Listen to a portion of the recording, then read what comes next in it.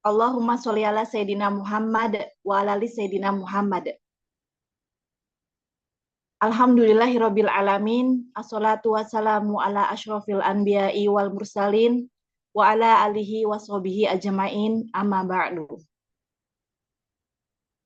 Assalamualaikum warahmatullahi wabarakatuh.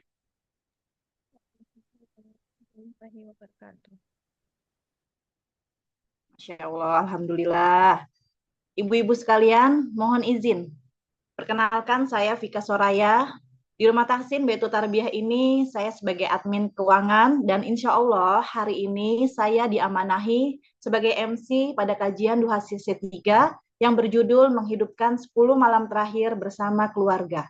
Dengan pembicara Ustadz Dr. Derismono, BSH SPDI MA.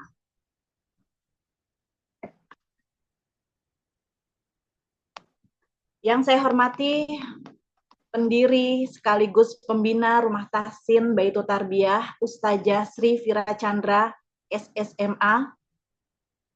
Yang saya hormati pemateri kajian hari ini, Ustadz Dr. Derismono, BSH SPDI MA. Juga yang saya hormati para guru Rumah Tahsin Baitul Tarbiyah.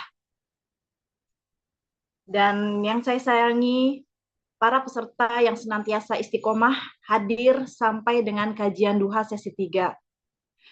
Walaupun secara virtual, tapi ini adalah bukti nyata bahwa ibu-ibu yang hadir di sini setia dengan Rumah Tahsin Baitul Tarbiyah. Masya Allah. Semoga Allah Subhanahu wa Ta'ala merahmati bapak dan ibu semuanya. Semoga ada bapak-bapak di sini ya. Baik Bapak Ibu sekalian, izinkan saya membaca rundown hari ini. Meskipun ya kembali lagi kita masuk.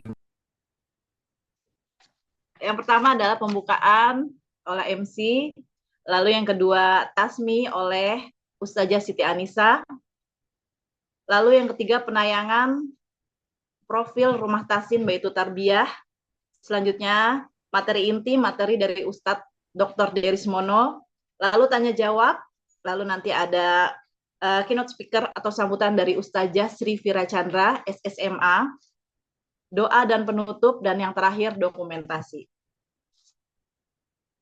Baik, tanpa memperlama waktu lagi, dengan membaca basmalah kajian Duha Sesi 3 ini kita buka.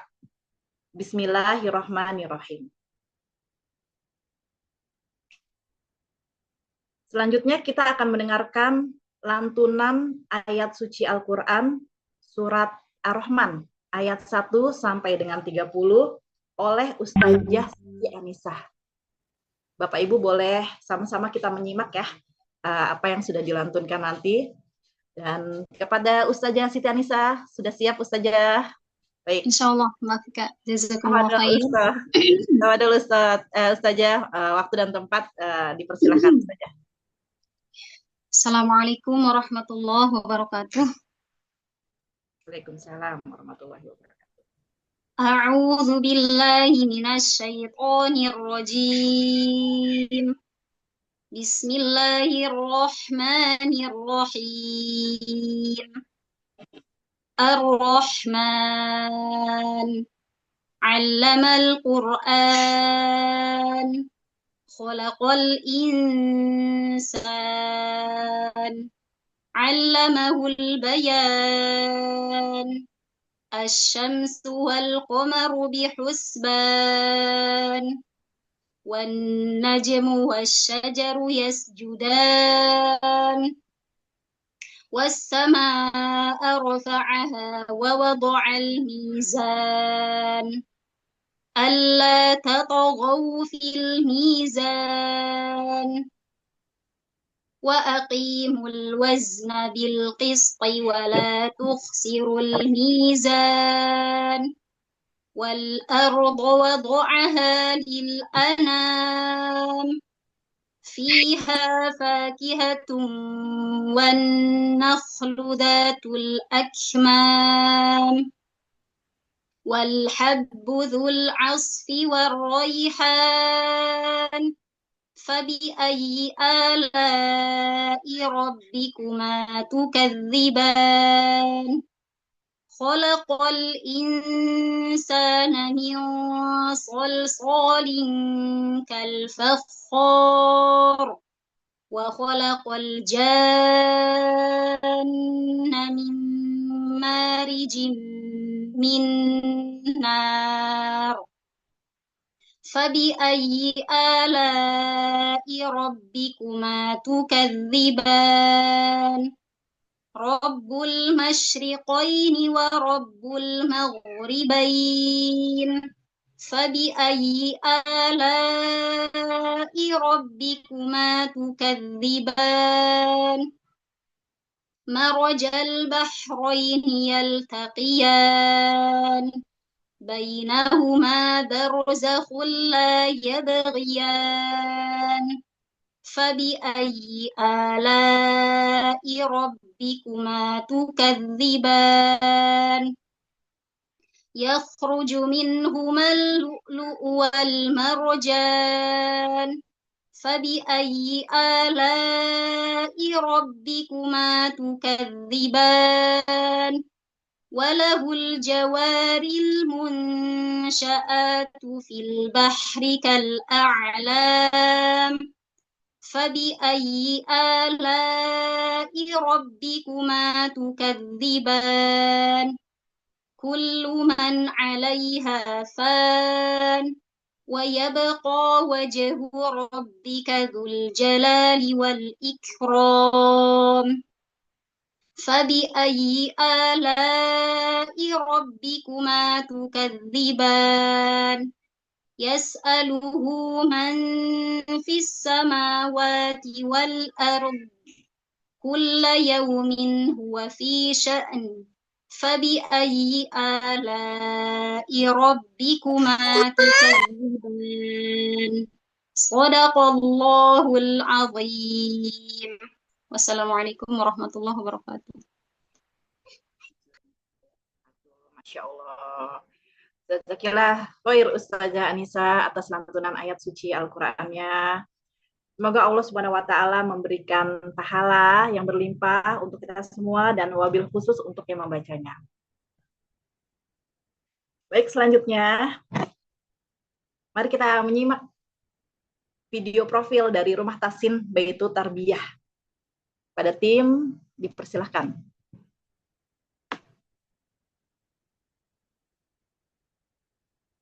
Selamat datang di Rumah Tahsin Baitu Tarbiyah. Rumah Tahsin BTT merupakan sebuah lembaga pembinaan Al-Quran yang didirikan oleh Ustazah Sri Fira Chandra sejak tahun 2015.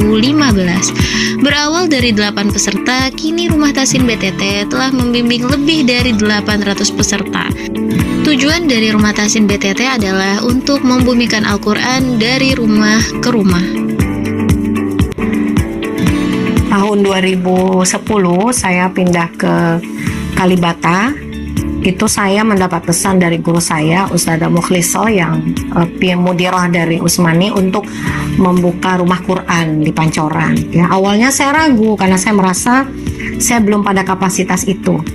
Sampai pada suatu hari saya mendapatkan kesempatan untuk mengecek bacaan para kader dakwah di Pancoran, dan saya melihat bahwa memang harus ada standarisasi bacaan Quran buat para penggerak dakwah di Pancoran. Maka kami mulai dengan satu kelas, dan satu kelas itu diberikan ya atau dikawal oleh seorang guru dari Usmani, Ustazah Ayuni, dan kami mendapatkan 8 murid atau 8 peserta tahun 2010 pada tanggal lebih kurang tanggal 10 Februari ya. Jadi kenapa kami beri nama Baitu Tarbiyah? Karena kami ingin agar pendidikan Al-Quran dimulai dari rumah. Bagaimana pendidikan anak, pendidikan keluarga, dan perubahan masyarakat itu dimulai dari rumah. Maka disebut dengan Baitu Tarbiyah. Alhamdulillah Baitu Tarbiyah sekarang sudah berusia 10 tahun, dan kami berharap agar Baitu Tarbiyah dirasakan manfaatnya ya, dan kita pun tambah mencintai Al-Quran, dan semua orang yang belajar Al-Quran, mendekatkan diri dengan Al-Quran, bisa menjadi teladan dan menjadi penggerak bagi masyarakat. Kita mulai dengan Al-Quran, kita mulai dari rumah dengan Al-Quran, dan dengan Al-Quran insya Allah kita akan bahagia dunia akhirat. Perkenalkan, berikut ini merupakan para pengajar Rumah Tahsin Baitul Tarbiyah yang bersanad dan juga berpengalaman. Keunggulan Rumah Tahsin BTT yaitu pengajar bersanad dan profesional karena dibimbing oleh pengajar Al-Quran bersanad. Selanjutnya, level belajar yang terstruktur mulai dari pratahsin, tahsin, hingga tahfiz. Sehingga proses belajar lebih fokus dan terarah. Di BTT, setiap pengajar membimbing peserta dengan kesabaran dan kelembutan karena kami percaya bahwa Al-Quran harus ditanamkan bukan hanya di lisan tetapi juga dari hati. Berikut ini merupakan program unggulan Rumah Tahsin Baitul Tarbiyah. Yang pertama ada kelas pratahsin, dikhususkan bagi peserta yang masih terbata-bata dalam membaca huruf hijaiyah. Selanjutnya, program utamanya yaitu kelas tahsin. Kelas ini membantu peserta memperbaiki bacaan Al-Quran sesuai kaidah tajwid dan makhrajul huruf. Lalu kelas privat, kelas ini untuk peserta yang ingin belajar secara personal.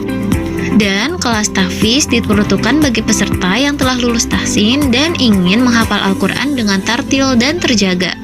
Selain program utama tersebut, Rumah Tahsin BTT juga mengadakan program lain seperti kegiatan sertifikasi tahsin dan tahfiz, pendalaman materi tajwid, serta kuliah motivasi. Bismillahirrahmanirrahim. Assalamualaikum warahmatullahi wabarakatuh. Alhamdulillahi rabbil alamin. Alhamdulillah, jazakumullah khairan katsiran, jazakumullah ahsanal jaza.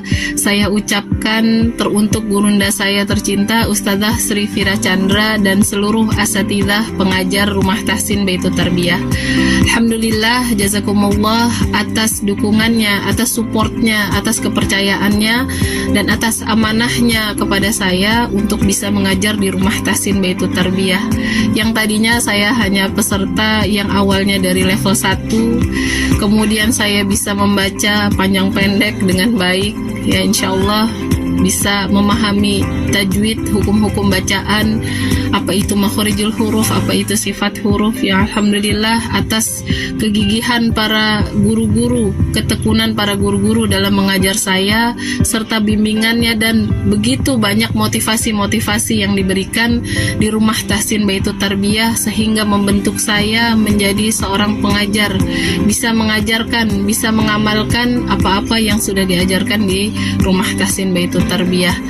Ya mudah-mudahan menjadi amal jariah, mudah-mudahan menjadi pemberat amal Ustazah Fira dan juga para ustazah-ustazah pengajar di Rumah Tahsin Baitul Tarbiyah.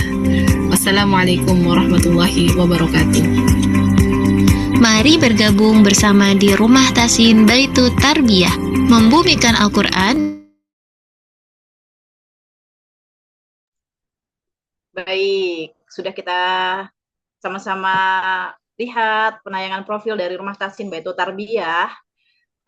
Reminder sedikit, Bapak Ibu, saya mau infokan bahwa sampai dengan saat ini BTT masih membuka pendaftaran untuk kelas akhwat dan ikhwan. Bahkan juga ada kelas senior. Pendaftaran akan ditutup pada tanggal 25 Maret 2026. Jadi kalau ada tetangga, saudara, kakak, adik yang berkenan, silahkan dihubungi nomor yang ada di flyer atau bisa menghubungi para ustazah atau saya juga boleh ya, Bapak Ibu ya. Baik, saya lanjutkan. Kita langsung masuk ke acara inti, yaitu kajian duha sesi 3 dengan materi menghidupkan 10 malam terakhir bersama keluarga. Dengan materi Ustadz Dr. Derismono, BSH, SPDI, MA. Alhamdulillah Ustadznya sudah hadir. Assalamualaikum Ustadz Deris. Apa kabar Ustadz? Waalaikumsalam warahmatullahi wabarakatuh. Jelas suara saya ya, Bu ya? Jelas sekali ya Pak Ustadz. Saya izin untuk membacakan profil Ustadz dulu ya Ustadz ya.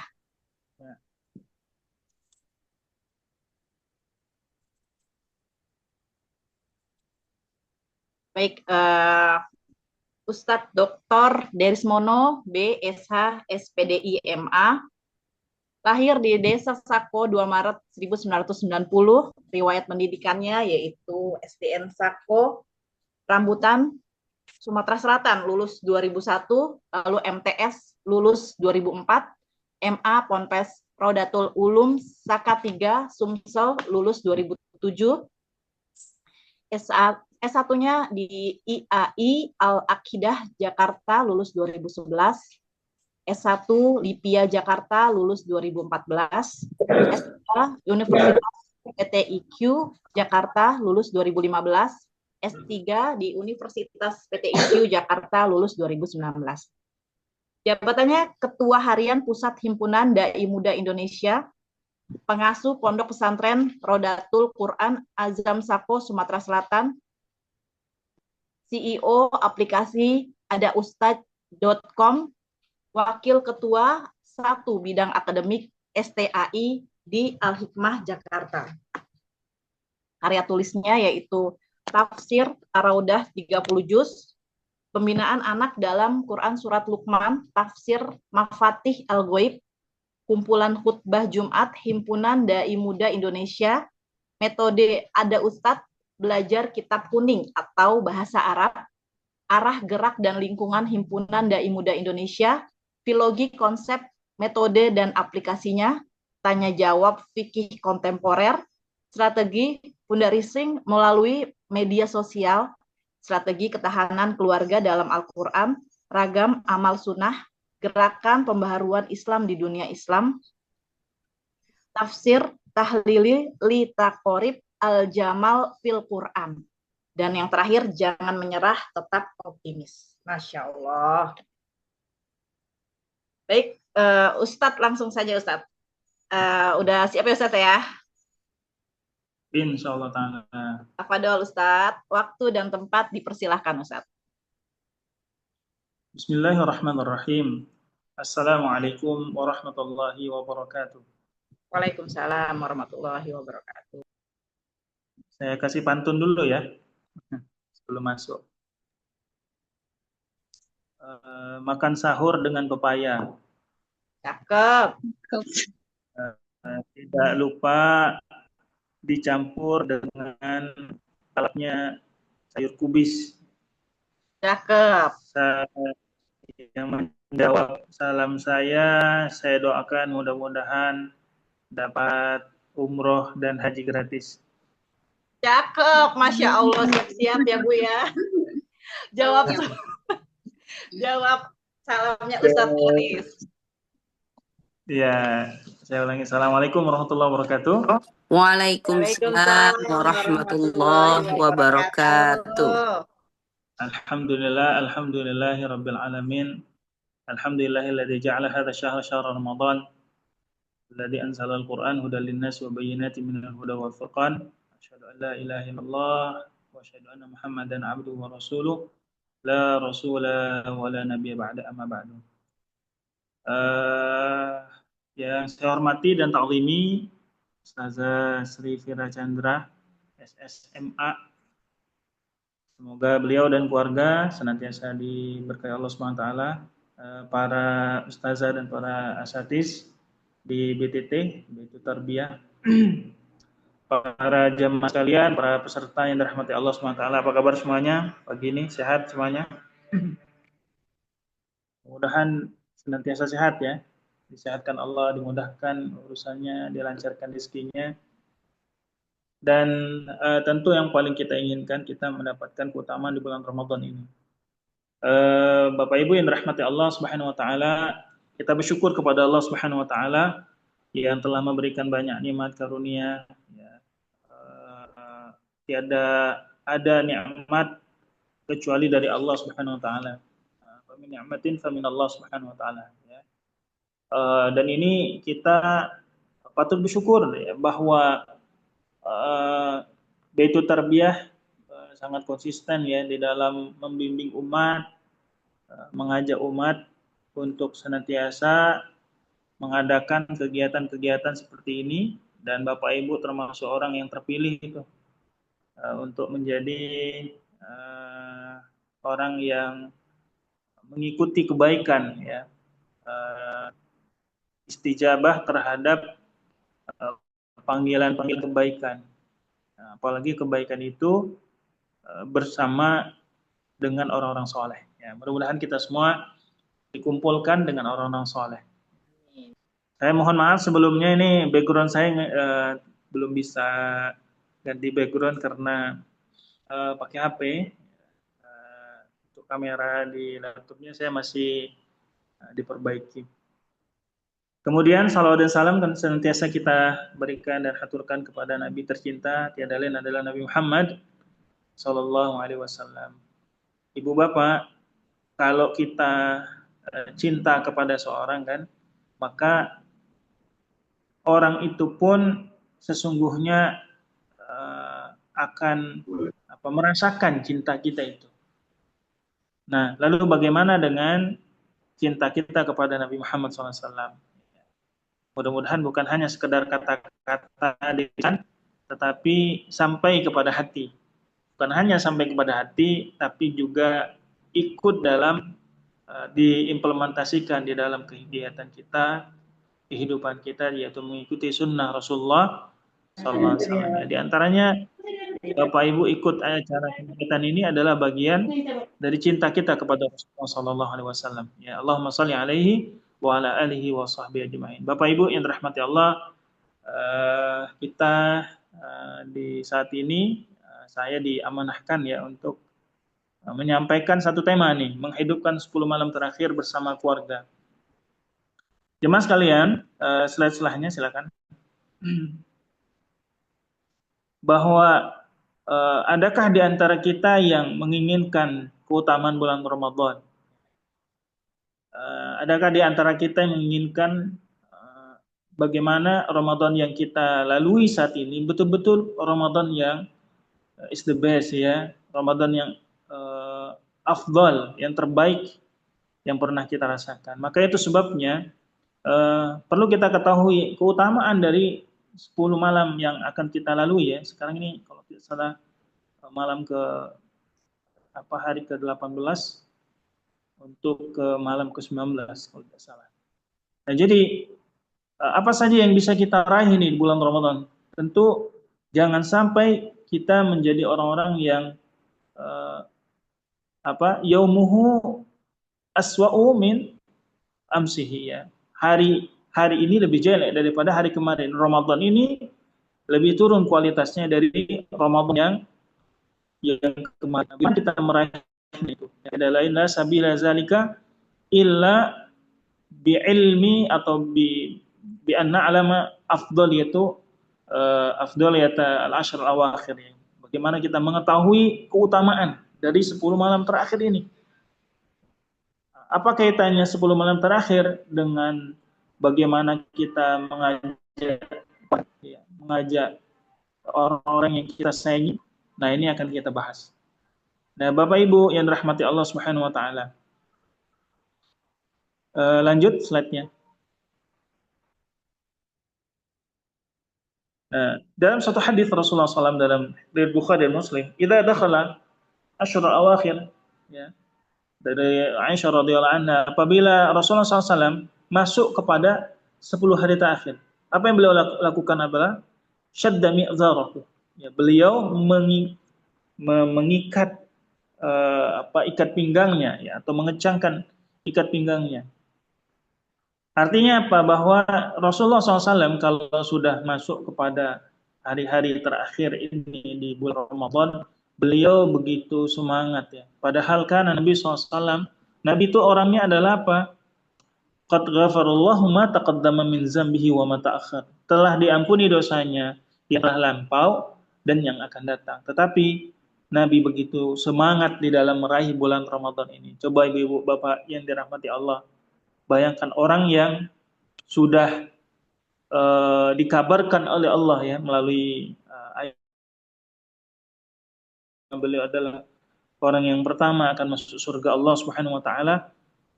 Itu pun begitu semangat ya untuk meraih bulan Ramadan ini, mengencangkan ikat pinggangnya. Yang berikutnya adalah wa ahya lailatahu. Ya, bagaimana beliau menghidupkan malamnya, dan wa iqadha ahlu. Karena Umar radhiyallahu anhu kana yusalli, ya, Umar bin Khattab itu beliau senantiasa salat malam. Ya. Wa idza jaa nisful lail, kalau sudah sampai setengah malam itu, aiqadha ahlah. Beliau bangunkan keluarganya, anak-anaknya, sambil mengatakan as-salah, as-salah. Dalam riwayat Muslim mengatakan Rasulullah SAW bersungguh pada 10 terakhir ya, melebihi kesungguhan beliau di hari-hari sebelumnya. Nah, inilah Rasulullah SAW, laqad kana lakum fi rasulillahi uswatun hasanah liman kana yarjullaha wal yawmal akhir wa dzakarallaha katsira. Jadi Rasulullah adalah teladan bagi kita semua. Nah, coba Ibu, kita Bapak Ibu yang dirahmati Allah, kalaulah kita ini ya, nanti ditakdirkan Allah Subhanahu wa taala ya untuk memasuki surga Allah Subhanahu wa taala. Nah, kira-kira Allah Subhanahu wa taala atau kita semua ya apa yang akan kita bersama siapalah kita akan masuk surga Allah Subhanahu wa taala? Atau apa kira-kira menjadi penyebab ya, penyebab bahwa Allah memasukkan kita dalam surganya kalau melihat dari kekurangan-kekurangan. Nah, para ulama menyebutkan begini ya, kalaulah kita secara amalan tidak mampu bersaing dengan para orang-orang soleh, para nabi dan rasul ya, maka sesungguhnya kita bersaing dengan orang-orang pendosa dengan istighfar dan taubat kepada Allah Subhanahu wa taala. Namun jika tidak pula ya kita banyak kelalaian-kelalaian kita, maka ada satu riwayat diriwayatkan oleh Anas bin Malik radhiyallahu anhu mengatakan satu yang amalan ini insyaallah membuat kita berkah dalam masuk surganya. Apa itu? Ir'u ma'aman ahabbah. Kita bersama dengan orang yang kita cintai. Maka wujud daripada kecintaan kita kepada Nabi meneladani beliau di dalam 10 hari terakhir dan bagaimana beliau membangunkan keluarga. Lanjut. Nah, apa saja amalan-amalan yang khusus ya Nabi SAW? Itu yang pertama adalah para ulama menyebutkan bahwa Nabi SAW ini saya ambil dari kitab berbahasa Arab namanya kitab Al-Fadail Ramadan ya, keutamaan-keutamaan Ramadan. Dan Masya Allah ya luar biasa. Kalau tidak salah bukunya itu namanya Nida'ur Rayyan fi Fadli Ramadan. Ya, jadi panggilan bagi orang-orang puasa di dalam meraih keutamaan Ramadan. Masya Allah. Nah, di dalam kitab itu disebutkan ya, sebenarnya ada 6 ya. 5 saja yang saya sebutkan. Yang pertama adalah aiqadha atau ahya lailatahu. Nah, bagaimana malam yang kalau di malam 1, 2, 3 sampai ke 20 itu mungkin kita masih levelnya level 1, 2, kalau ada 1 sampai 5, 1, 2, maka di malam yang terakhir, ya malam ke-10 terakhir ini kita menghidupkan seluruh malamnya sebagian besar dengan as-shalah. Ibu yang dirahmati Allah Subhanahu wa taala, ini wabil khusus ibu-ibu semua ya. Saya mau tanya, pertanyaannya agak sensitif tapi menurut saya harus dijawab. Terkait kenapa kok sholat ini selalu diutamakan ya? Pertanyaannya adalah saya boleh menyampaikan pertanyaan ya? Jangan biar ya, pertanyaannya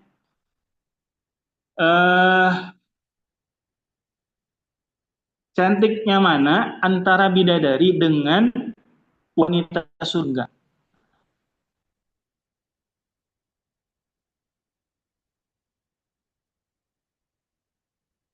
Halo? Lebih cantik mana bidadari dengan wanita surga nantinya? Kalau enggak prediksi aja lah kalau memang enggak tahu. Iya, belum ketemu juga. Ya kan? Wanita surga. Ya. Wanita surga. Hah? Surga katanya Ustadz. Ya, wanita surga. Wanita surga. Wanita surga. Belum pernah Tapi lihat kan bidadari. kalau kita lihat Oke. Tapi kan kalau kita lihat ayat-ayat itu kan banyak banget cerita tentang bidadari ini segala macam ya, bahwa ada satu nikmat surga itu kan. Nah, itu bagaimana itu? jikalau wanita surga yang paling cantik ya. Ada yang bisa menjawab?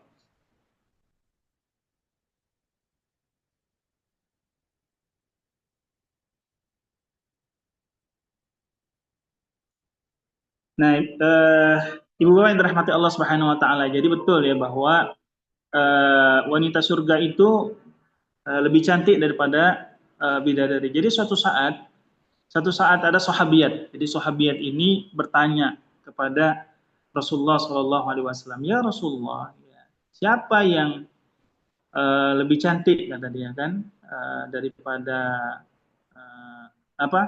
lebih cantik mana wanita surga dengan. Jadi wanita surga itu siapa sih? Wanita surga itu adalah manusia seperti kita, seperti ibu semua masuk surga Allah Subhanahu Wa Taala. Nah, sementara bidadari adalah memang yang sudah ada di sana, gitu kan. Jadi suatu saat ya ditanya seperti itu, maka Rasulullah menjawab nisa'ud dunya. Jadi wanita dunia itulah yang lebih cantik. Kenapa? Dijawablah li sholatihinna. Karena sholatnya, Masya Allah ya, luar biasa. Jadi rupanya ya salah satu kenapa Allah memberikan balasan wanita surga itu dengan karena sholatnya wasiyamihinna, dan ya, maka kalau pernah dengar satu hadis ya, kita sholatil mar'atu khamsaha, kalau seorang perempuan dia sholatlah 5 waktu, wasama syahraha, dan dia puasa Ramadan, kemudian wa ta'at zaujaha, dan dia taat kepada suaminya, wa hafidha farjaha, dan dia menjaga kehormatannya, dakhalatil jannah min ayyi sya'at, ya, maka masuk surga dari mana saja. Jadi sholat ini Masya Allah memberikan dampak yang luar biasa ya kepada kita ya, wabil khusus orang-orang yang di dunia inilah masih hidup. Nah, yang kedua adalah membangunkan keluarga. Ya, bahwa Nabi SAW membangunkan istrinya, ya, bahkan beliau mengetuk pintu. Nah, mengetuk pintu. Jadi ada suatu saat ketika dibangunkan ya Ali bin Abi Thalib itu nggak jawab lah sampai pagi harinya. Nah, kata Ali, karena ditanya oleh Nabi SAW itu kan, kenapa semalam enggak ini kan? Dijawab karena takdir Allah Subhanahu wa Ta'ala, sehingga turunlah ya ayat Allah Subhanahu wa Ta'ala untuk menegur ya. Jadi kita jangan mengalaskan takdir Allah atas maksiat atau kelalaian kita. Ya, sesungguhnya Allah jauh dari subhanallah amma yasifun ya. Allah nggak mungkin memberikan kepada kita sesuatu hal yang buruk. Tapi kan ada ayatnya ya, ketika Allah Subhanahu wa Ta'ala firman ya, man 'amila salihan falinafsihi wa man asaa fa'alaiha. Ya, orang berbuat amal saleh untuk dirinya dan berbuat jelek ya untuk dirinya sendiri. Jadi sesungguhnya kita sendiri yang menanggung. Jadi sunnah Nabi SAW yang agung ini mencakup adalah seluruh keluarga. Ya. Al-Imam atau Al-Syekh ataupun ulama Sufyan Ats-Tsauri, nah, ini bukan wali kota Depok ya. Nah, ini ulama Sufyan Ats-Tsauri. Beliau mengatakan, aku lebih suka bila memasuki 10 malam terakhir ya, seseorang bertahajud di malam hari, bersungguh-sungguh di malamnya, dan membangunkan keluarga serta anaknya untuk sholat. Ini beliau mengatakan. Dan dalam riwayat Abu Daud, Ahmad, serta An-Nasai, Ibnu Hibban disahihkan oleh Al-Albani, ya rahimallahu abd, ya, semoga Allah merahmati seorang hamba yang qama minal lail, beliau bangun malam dan membangunkan istrinya. Sehingga istrinya enggan karena nggak mau, mungkin capek lah atau apa, dipercikkanlah air ke wajahnya. Tapi ibu-ibu kalau dipercikkan ke wajahnya kira-kira marah nggak ya? Halo? Ngamuk jangan-jangan Ustadz. Saya khawatir begitu deh. Mungkin nggak ngamuk kali ya, tapi secara diam-diam bangun ke kamar mandi, ambil segayung air ya, dibalas pula di satu siraman ya kepada yang bangunin. Ya, ini Masya Allah ya, dipercikan. Ya, ini percikan kasih sayang, bukan percikan kalau seperti bangunkan di pesantren itu. Kalau percikan di pesantren itu satu ember biasanya. Nah, ibu-ibu dan bapak selain rahmati Allah Subhanahu wa taala, bahwa Allah merahmati seorang wanita yang bangun malam lalu dia sholat dan membangunkan suaminya. Juga sama kalau dibangunkan apakah mau tuh suaminya dipercikan ya. Ya bismillah lah, mudah-mudahan sama-sama faqih. Nah, Umar bin Khattab radhiyallahu anhu melakukan hal yang sama. Jadi beliau malam ya, lalu dia di pertengahan malam membangunkan keluarganya. Selalu mengatakan as-shalah, as-shalah. Lalu membacakan firman Allah Subhanahu wa taala. Membacakan firman Allah Subhanahu wa taala di dalam Quran surah Thaha ayat 132, wa'mur ahlaka bis-sholati wastabir 'alaiha. Perintahkanlah keluargamu untuk salat dan bersabarlah dalam mengerjakannya. Kira-kira nyuruh anak salat mudah enggak Bapak Ibu? Atau tidak mudah nyuruh salat? Susah, Ustaz. Hah? Susah. Iya, tidak mudah ya. Insya Allah. Susahnya itu ada katanya mad arid li sukunnya. Jadi susah gitu. Ya, Masya Allah ya, ada mad arid li sukun. Mungkin dia bisa 4 harokat ya, atau 5 harokat kali. Ya susah sekali. Nah, menurut para ulama, bahwa salah satu yang amalan yang sering dilakukan oleh para ulama-ulama kita, beliau meniatkan sholat sunnah itu untuk anak-anaknya. Jadi sholat nih, diniatkan untuk anaknya. Untuk apa? Agar Allah membimbing si anak itu nanti sampai Allah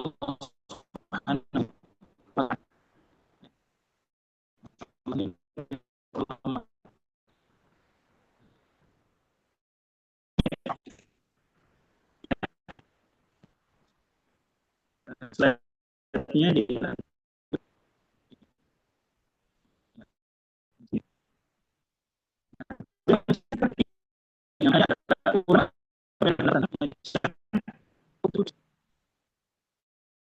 pakai wifi ini. Ibu-ibu yang lainnya, halo,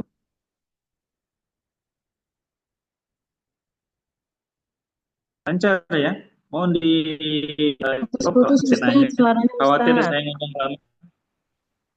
Putus-putus ya? Iya, Ustaz.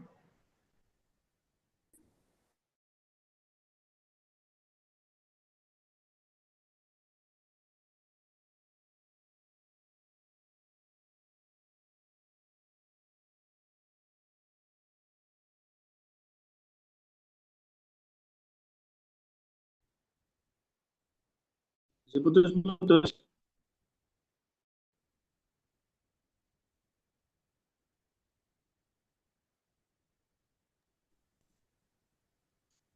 Sudah cukup lancar. Halo? Lanjut Ustadz. Ya. Sudah mendingan ya? Lanjut. Ya. Mudah-mudahan sih nggak putus-putus sih. Amin. Ya. Tadi yang membangunkan setelah ini.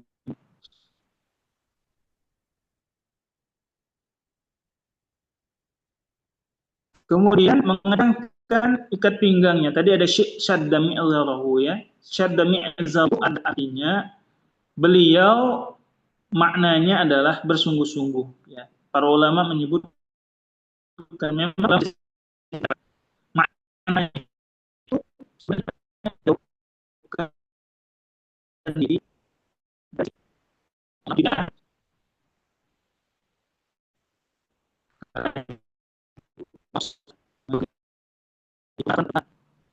Afwan, putus-putus lagi Ustadz nih.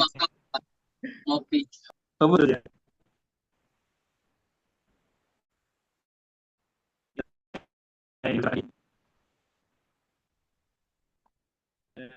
dan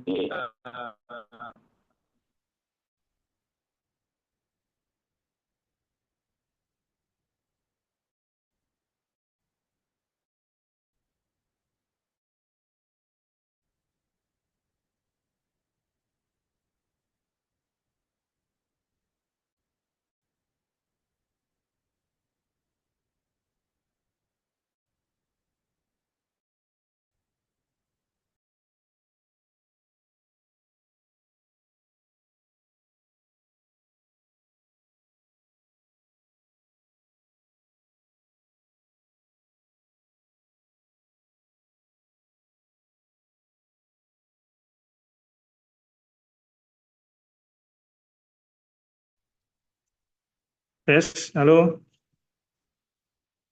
ini masih putus-putus. Sudah jelas Ustadz.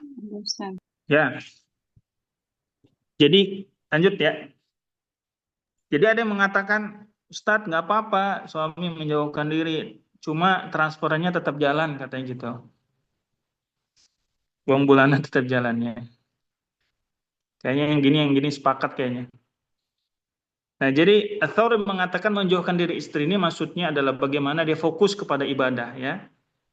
Jadi untuk fokus ibadah sehingga tidak tercampurkan dengan hal-hal yang sifatnya walaupun halal tapi ditinggalkan dalam rangka ibadah.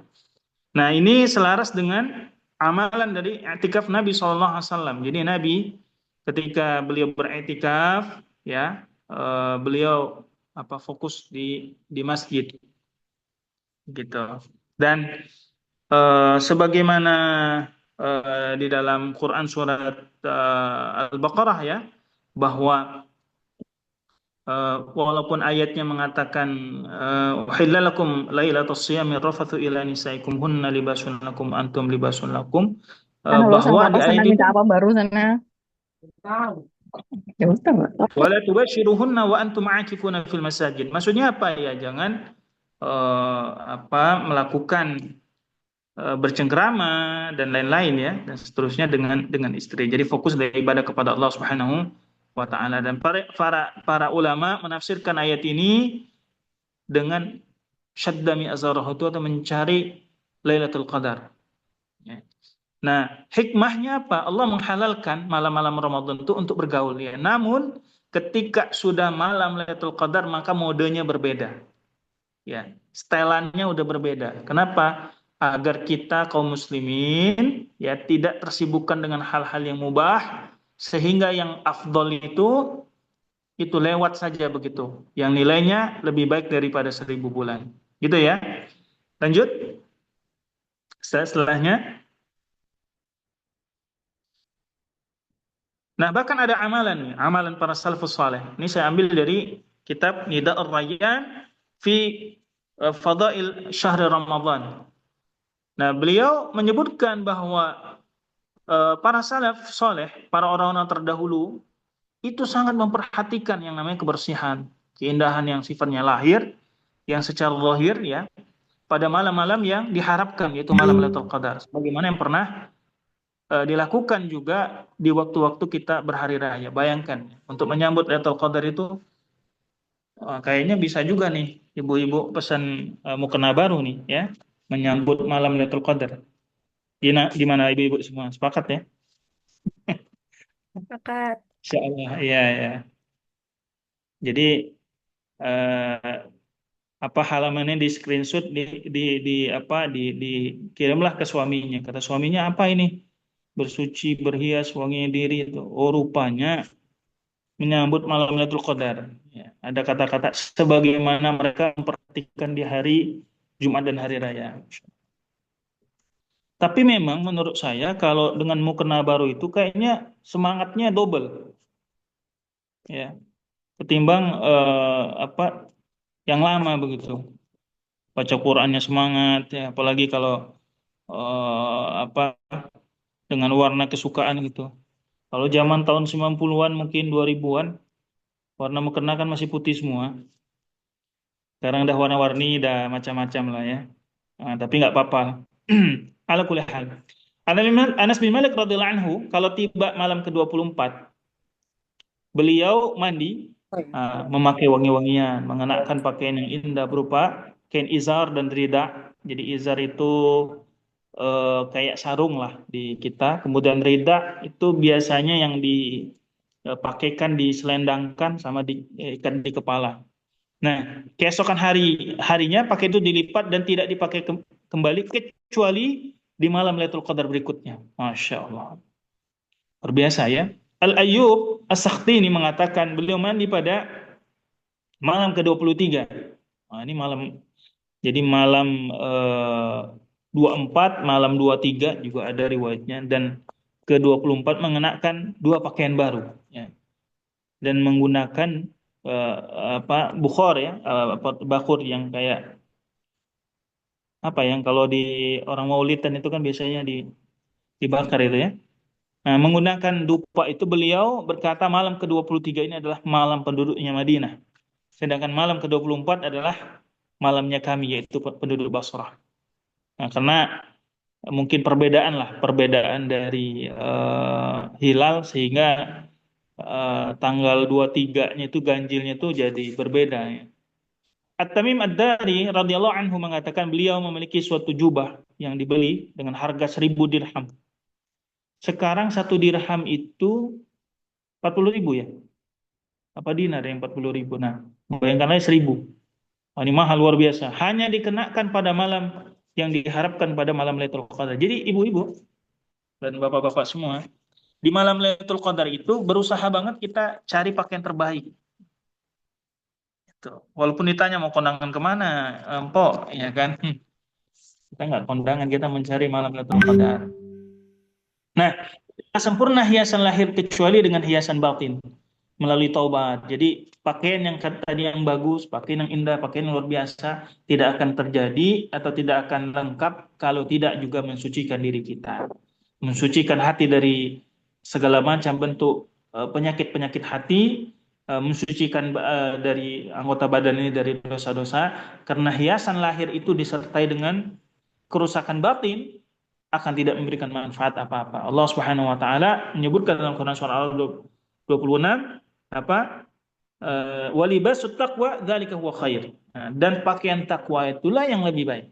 Ya maksudnya batin kita ini, jiwa kita. Ibu Bapak, lanjut ya. Oke, slide-nya. Nah, ada satu amalan yaitu i'tikaf ya, memutus dunia demi mendekatkan diri kepada Allah Subhanahu wa taala. Hadis muttafaq alaih. Dan Aisyah radhiyallahu anha, Nabi senantiasa beriktikaf pada 10 malam terakhir Ramadan hingga Allah mewafatkan beliau. Ulama besar namanya Ibnu Rajab rahimahullah taala dalam Lataif Al-Ma'arif pernah menjelaskan bahwa Nabi SAW beriktikaf di 10 malam hari terakhir ini dan memutus segala kesibukan-kesibukan yang lainnya. Jadi mengosongkannya, mengkhususkannya ya, dan berkhalwat munajat kepada Allah Subhanahu wa taala. Masyaallah ya. Nabi betul-betul is the best lah menurut saya dalam hal ini. Tidak ada yang bisa menandingi ya bagaimana keseriusannya, semangatnya. Jadi wajarlah ketika Allah Subhanahu wa taala firman dalam Quran, "Innallaha wa malaikatahu yusholluna 'alan nabi." Ya ayyuhalladzina amanu shallu 'alaihi wa sallimu taslima. Sesungguhnya Allah dan malaikat-malaikatnya berselawat kepada siapa? Kepada Nabi Muhammad SAW. Jadi ayat ini sangat relatif, sangat sesuai sekali dengan yang kita lihat. Kita baca ini, kita pelajari ini.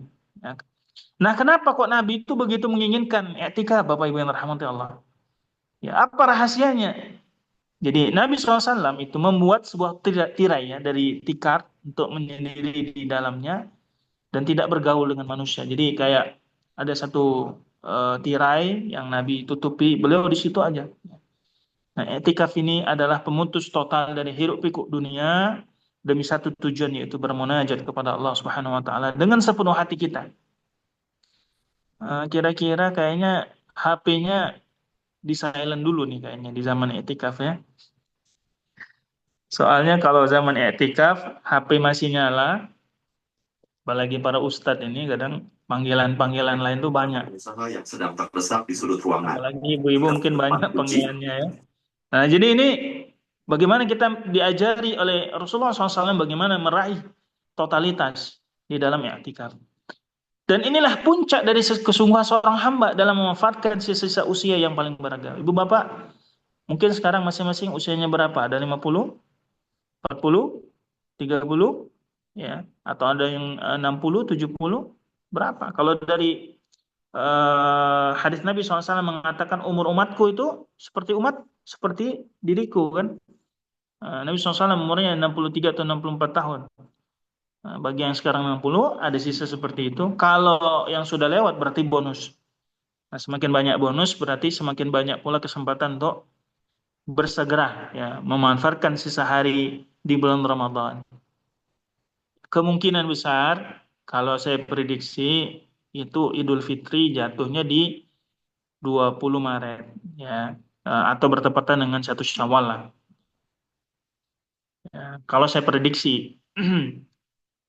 Nah, karena ibu-ibu ini kan yang ditanyakan kapan lebarannya.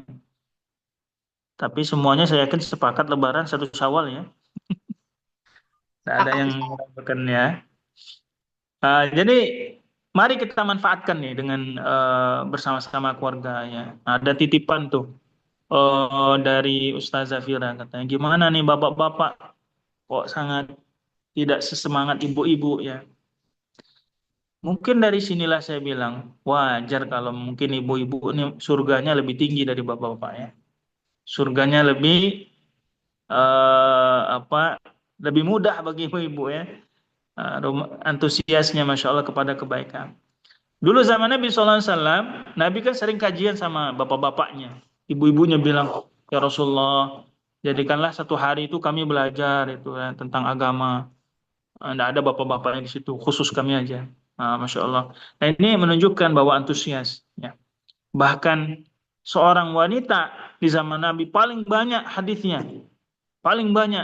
Tidak ada yang lebih banyak ya. Ya tidak ada wanita, yaitu apa? Aisyah radhiyallahu anha. Ini menunjukkan bahwa perempuan adalah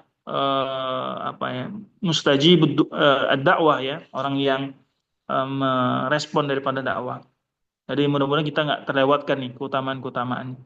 Lanjut. Nah, perpisahan dengan Ramadan antara syukur dan rasa takut. Kenapa jemaah sekalian ikhwah fillah? Ya, ketika para shaimun, para shaimat menyempurnakan puasa qiyam Ramadan, menunaikan kewajiban, kini tersisa apa yang mereka ampunan dan pahala yang menjadi hak mereka. Maka para salaf itu, para orang-orang soleh di zaman dahulu itu, beliau sangat khawatir sebenarnya pada amalan itu sendiri. Kenapa? Kata Malik bin Dinar, hendaklah engkau lebih memperhatikan diterimanya amal daripada amal itu sendiri. Ya. Tidakkah engkau mendengarkan firman Allah Subhanahu wa taala, innama yataqabbalullah minal muttaqin. Sesungguhnya hanya dari amalan-amalan orang bertakwa Allah terima. Pertanyaannya sekarang kita udah bertakwa belum nih, Ibu Bapak? Kayaknya belum, Pak Ustadz. Ya, Masya Allah lah, banyak lah ya kita ya.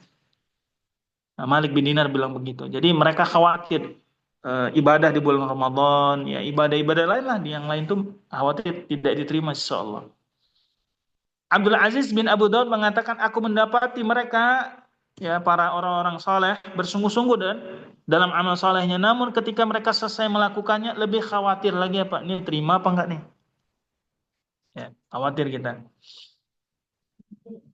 Umar bin Abdul Aziz dalam khutbah Idul Fitri mengatakan, wahai ayuhan nas, wahai manusia, kalian telah berpuasa 30 Ramadan ya. Hari ini kalian keluar memohon kepada Allah agar menerima amal ibadah itu. Ya Rabbana taqabbal minna innaka antas samiul alim wa tub alaina innaka antat tawwabur rahim. Ya Allah, terimalah dari kami ya Allah amal-amal ini ya Allah. Coba Bapak Ibu perhatikan salat kita ya ibu-ibu ya. Salat apa? Salat, enggak usah jauh-jauh lah, salat tarawih. Lebih ingat mana Bu? Buka puasa yang tadi belum selesai dengan kekhusyuan bacaan imam. Ya kan? Kayaknya lebih ingat puasa yang tadi belum selesai itu. Ya, itu kadang-kala begitu tuh, kekhusyuan kita kurang, baca Quran kita lebih ngejar setoran kayaknya daripada ngejar kekhusyuan dan keutamaannya ya. Belum lagi zakat kita kan, zakat kita minimalis banget kayaknya. Wala Ustadz kalau ada, jadi kemarin ada yang nanya saya ya, Pak Ustadz saya gajinya gede nih, lumayan 2 digit kan, 20 berapa, 24 atau 25 saya lupa. Ini saya wajib zakat apa enggak?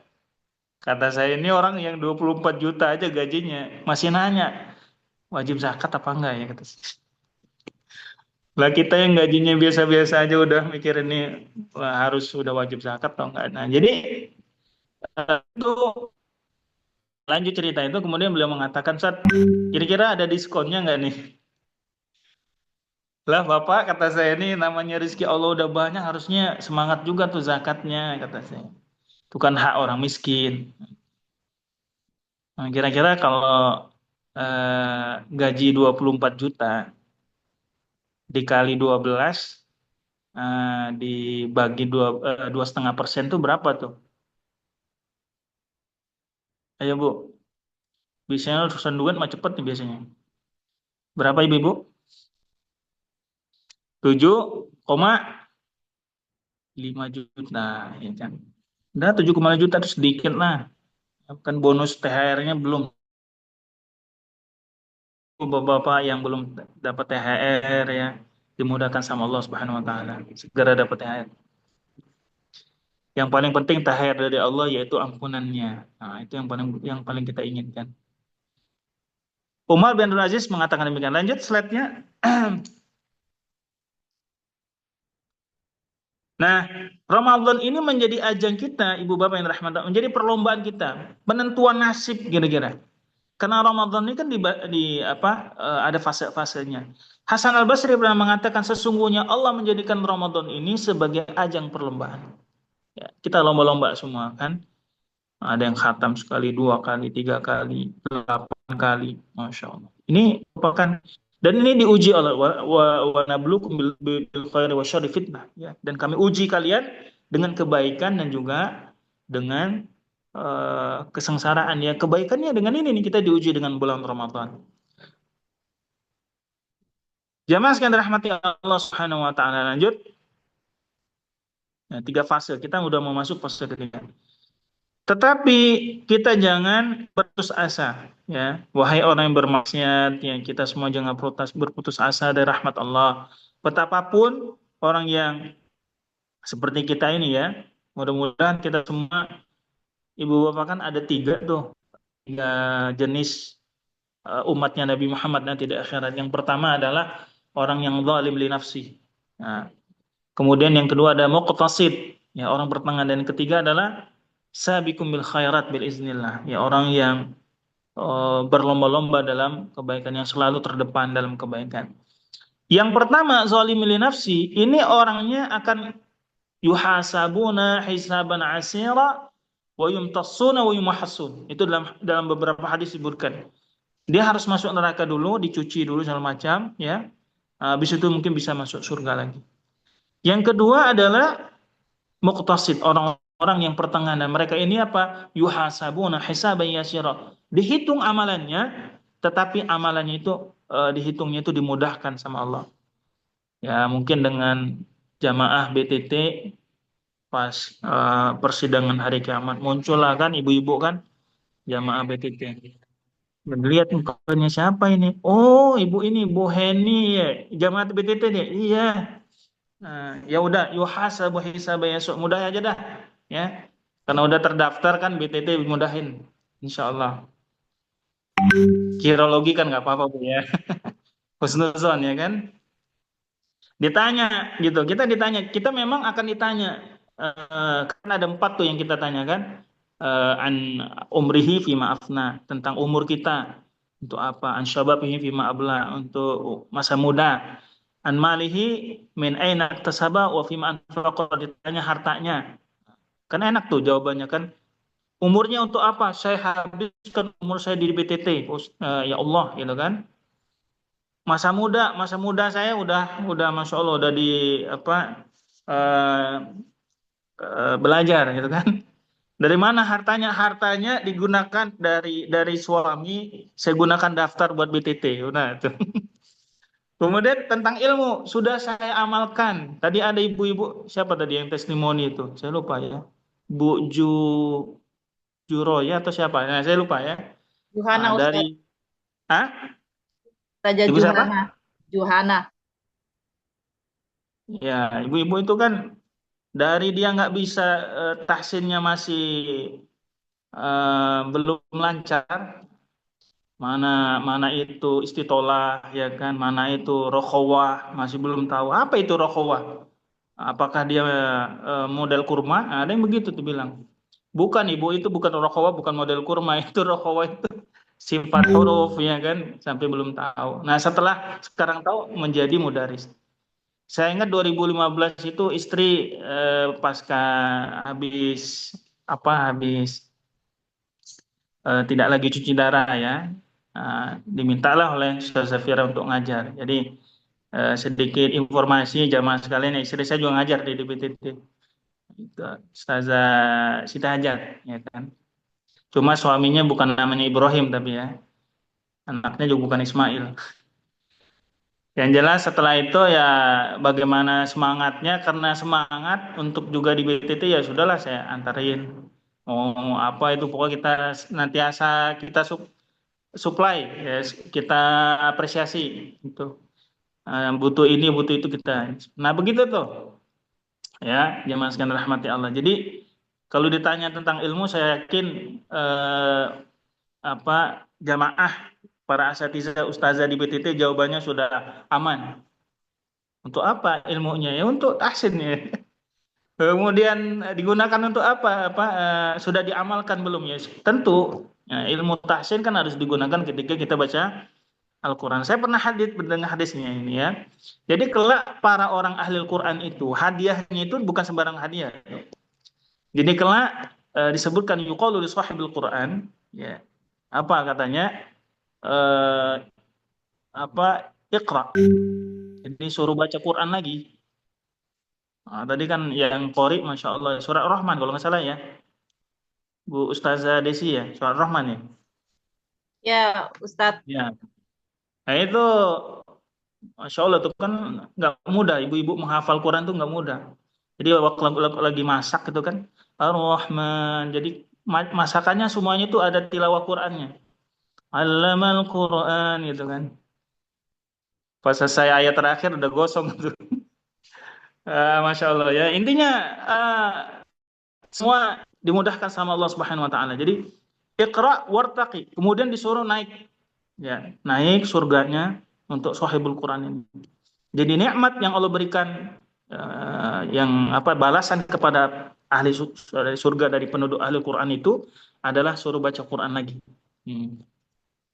Masya Allah ya luar biasa. Nah lanjut. Jadi jangan putus asa, bagi orang baik rahmat Allah adalah kemuliaan ya. Nah selama tinggal Ramadan kerinduan bagi orang yang pencinta Ramadan ya, simpal bekal ya, kemana Ramadan agar pergi, dan tangisan orang-orang yang berpisah. Oke siap, 13 menit lagi. Lanjut. Ini belum baru ininya nih. Terus yang terus. Nah, itikaf ya. Roh dan hakikat. Terus ada yang penting. Terus nah, rukun i'tikaf, tadi dari rukun i'tikaf. Bapak kan mau i'tikaf nih. Nah, karena kan bersama keluarga itu intinya i'tikaf. Yang pertama rukunnya itu harus juga al-lubsu fil masjid, ya, menetap di masjid. Jadi jangan sampai al-lubsu fi al-mall ya. Berdiam diri di mall, itu bukan i'tikaf namanya ya. Nah, ini i'tikafnya di masjid. Yang kedua adalah an-niyah, niatnya ikhlas karena Allah Subhanahu wa taala. Nawaitul i'tikaf fi hadzal masjid sunnatan lillahi taala. Sebelum masuk masjid. Jadi kata para ulama, kalau kita udah masuk masjid baru niat, enggak sah i'tikafnya. Gitu ya, paham ya? Jadi kapan niat i'tikaf? Sebelum masuk masjid. Jadi kalau sudah di masjid baru niat i'tikaf enggak sah. Nah, caranya gimana? Keluar dulu, kemudian baru kita niat. Karena niat itu kan syarat, dan syarat itu nggak boleh dilaksanakan ketika pelaksanaan ibadahnya. Jadi harus di luar dari pelaksanaannya. Jadi niat dulu. Termasuk juga tidak sah orang yang puasa Ramadan baru niat di pagi hari. Ustaz, saya baru niat, tidak sah, qadha. Ya, kecuali puasa sunnah boleh. Puasa sunnah niatnya di pagi hari. Yang ketiga, mu'takif, ya, orang beriktikaf dengan syarat Islam baligh bersih dari hadas besar. Dan nah, jadi dari sini orang yang sedang berhadas, nifas, haid langsung keluar. Tapi ingat ibu-ibu, jangan sampai begini. Misalnya ibu-ibu bilang, kalau saya selesai khataman saya akan iktikaf. Ini namanya nazar. Maka hukum iktikafnya menjadi wajib. Kalau iktikafnya wajib, ibu-ibu ketika iktikafnya misalnya haid, maka setelah Ramadan wajib diqadha. Nah, jadi hati-hati kalau ngomongnya. Misalnya seorang ibu bilang, ya kan, kalau saya selesai khataman saya iktikaf. Nah, itu di dalam lafaz ini itu adalah nazar namanya. Ya, walaupun tidak ada kata-kata nazarnya, itu nazar itu. Maka status iktikaf yang tadi sunnah menjadi wajib hukumnya. Ya. Nah, kalau wajib hukumnya, maka harus sesuai dengan puasanya itu. Ya, jadi harus full tuh 10 hari. Jadi kalau mau niat iktikaf sudahlah, niat iktikaf pas hari malamnya itu dalam hati aja. Jangan pakai nazar-nazar gitu, nanti kita bikin susah sendiri. Kalau kita tidak tadi ya kan tidak selesai, maka harus qadha iktikafnya ya setelah Ramadan. Lanjut, mu'takif fihi artinya tempat iktikaf yaitu masjidnya ya. Nah, ini masjid yang syarat boleh dijadikan tempat iktikaf itu adalah masjid yang ada jamaahnya ya, atau masjid yang di situ didirikan sholat Jum'ahnya. Itu ya. Walaupun ada juga mengatakan boleh Ustaz, yang penting masjid, musola itu juga masjid. Ya, boleh lah. Ya. Oke, lanjut.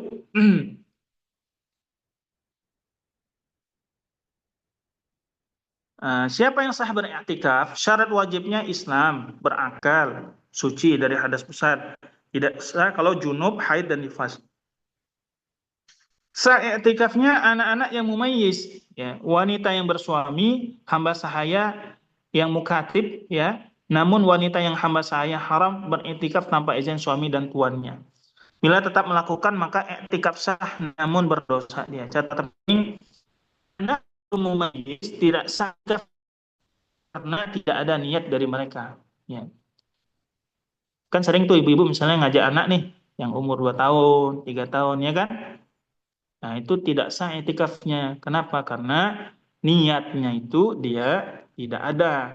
Nah, boro-boro dia niat. Dia nggak ngerti apa itu niatnya.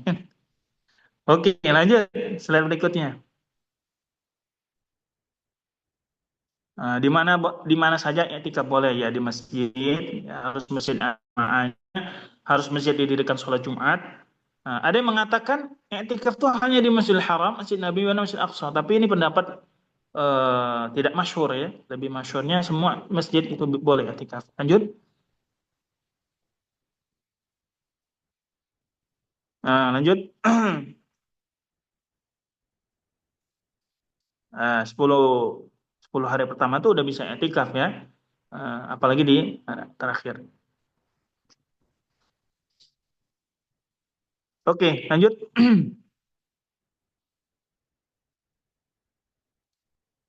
Nah, kapan kita mulai i'tikaf? Ya, waktu masuknya Imam Syafi'i mengatakan ya sebelum terbenam matahari di malam ke-21.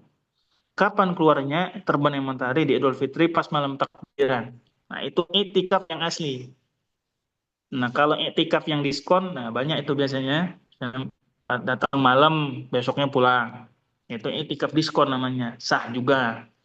Cuma menurut pendapat yang mengatakan i'tikaf itu mulai dari malam, seperti kita melaksanakan satu ibadah umroh misalnya kan, Ya dari awal sampai akhir kita tahallul lah baru kita sah. Nah, i'tikaf juga sama ya menurut pendapat itu.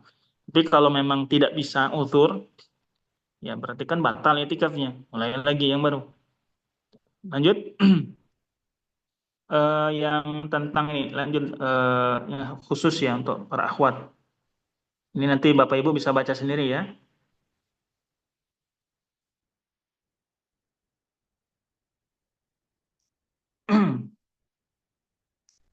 Nah, ini tadi saya bilang ya, mengqadha, wajib mengqadha. Nah, ini. Jadi rambu-rambu i'tikaf bagi muslimah pertama wajib hukumnya jumhur ulama Syafi'i, Malik, Ahmad, Abu Dawud bahwa muslimah beriktikaf di masjid sebagaimana membolehkan dia iktikaf di rumahnya. Nah, apa itu iktikaf di rumah? Masjid yang biasa dijadikan tempat sholat itu boleh menurut mazhab Abu Hanifah dan Al-Imam Ats-Tsauri. Tapi menurut jumhur harus di masjid. Yang pertama wajib izin suami dulu ibu-ibu ya. Kadang-kadang istri karena inisiatif kan langsung tiba-tiba di mana Umi? Iya nih Bi, udah di masjid. Hah? Di masjid ngapain? Iktikaf. Ah, jangan begitu. Kasih tahu suaminya. Siapa tahu suaminya mau PR, ya kan? Karena tahu istrinya di masjid, jadi nggak jadi. Ah, kalau gitu ntar aja dah. Gitu ya. Nah, dulu ya izin. Yang kedua tentang haid, wajib keluar dari masjid, berdiam di rumah hingga suci, lalu kembali meneruskan kalau seandainya bisa suci kembali ya. Nah, pendapat mayoritas ulama berbagai mazhab. Yang ketiga, menjaga kehormatan Aisyah radhiyallahu anha dan para istri lainnya. Jadi beliau iktikaf juga, tapi menjaga adab, menutup aurat dan menjauhi ikhtilat. Dan yang terakhir bersama keluarga. Boleh membawa anak. Jangan memayyiz seorang anak yang mampu membedakan sah dan tidak sah. Batal, tidak batal. Itu memayyiz namanya. Jadi anak-anak ibu-ibu semua bisa tanya. Nah, kalau kita kentut, misalnya lagi wudhu kentut, batal nggak wudhunya? Dibilang batal. Nah ini anak-anak mumayizin, dia bisa bedain tuh. Mana yang boleh, mana nggak boleh. Ini mumayyiz. Mungkin umurnya belum baligh, ya. Belum umur 9 tahun, belum 10 tahun. Tapi dia bisa bedain tuh. Ini mumayyiz, boleh diajak. Ya, untuk itu ikut menghidupkan suasana ibadah dan tradisi yang indah di bulan Ramadan. Menit waktu saya Bu Maya habis ya. Slide-nya ada banyak juga tuh 40-an. Kata Ustazah bilang banyak ini Bang katanya. Apa-apalah ibu-ibu kan kapan lagi dikasih slide banyak-banyak kan. Tinggal dibaca aja ya ibu-ibu ya nanti. Itu saya diambil dari kitab Nida'ur Rayyan fi Fadli Syahri Ramadan ya. Baik, lanjut. Nah, ini niat ya, niat. Jadi ini sebelum saya tutup, jadi Bapak Ibu, ini kadang sering nih orang yang merubah niat tapi di tengah-tengah tuh, ya merubah niat di tengah-tengah. Jadi misalnya tadi sholat sunat tahiyat, rupanya dia pengen merubah kepada yang lain. Nah, ini ada panduannya. Ya, tapi kalau sunnah sesama sunnah masih mending ya. Tapi kalau dia sunnah wajib nggak boleh, ya. Atau wajib ke wajib nggak boleh. Contoh begini, kita puasa Ramadan. Ya. Ada ibu-ibu tanya ke saya, Ustaz, boleh nggak gabung? Puasa kodok dengan puasa Ramadan tuh boleh digabung nggak? Nah, ibu-ibu jawabnya apa tuh? Nah, nggak boleh. Ya, karena Ramadan itu sendiri, kodok itu sendiri, nggak boleh digabung ya. Sama seperti sholat isya kodok dengan sholat isya yang dilaksanakan itu tidak boleh digabung. Jadi isya selesai baru niat lagi sholat isya kodok, nah itu baru sah hukumnya ya. Lanjut, ini terakhir nih. Salam.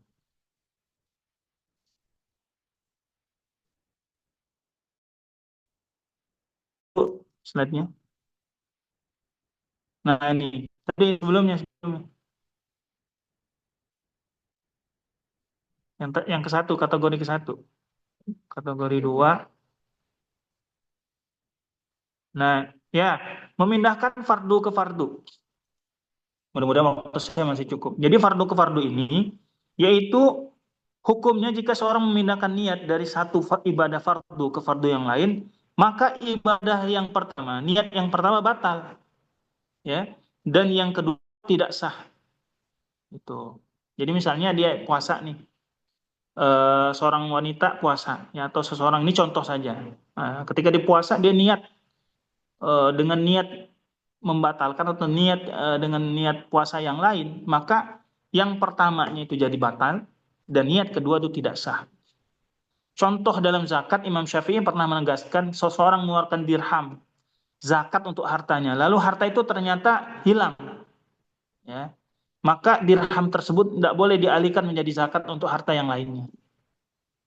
Termasuk puasa Ramadan tidak boleh, ya, para ulama sepakat bahwa tidak boleh mengalihkan niat puasa Ramadan ke puasa yang lain.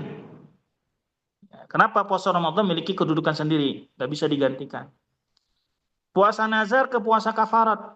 Nah, apa puasa nazar? Puasa nazar itu yang mewajibkan, ya. Apa puasa kafarat? Misalnya orang mau berhubungan suami istri di bulan Ramadan, kan ada puasanya itu selama 2 bulan berturut-turut. Itu nggak boleh digabung, ya. Oke, lanjut. Yang kedua, ini sampai 4 loh. Yang kedua, kategori kedua. Dari sunnah ke fardu, ya, tidak sah hukumnya secara ijma. Ya, dari sodakoh nih, niatin untuk zakat, nggak boleh. Ya, antum niatnya apa? Mau zakat apa sodakoh? Harus diketahui dulu. Lanjut, yang ketiga. Ini memindahkan, maksudnya tahu ya. Maksudnya niatnya berubah, jalan dong. Ya. Sunnah mutlak dengan sunnah muqayyad. Sunnah mutlak, jika sunnah yang sedang dikerjakan bersifat mutlak, tidak terikat waktu, sebab, maka menurut ulama membolehkan.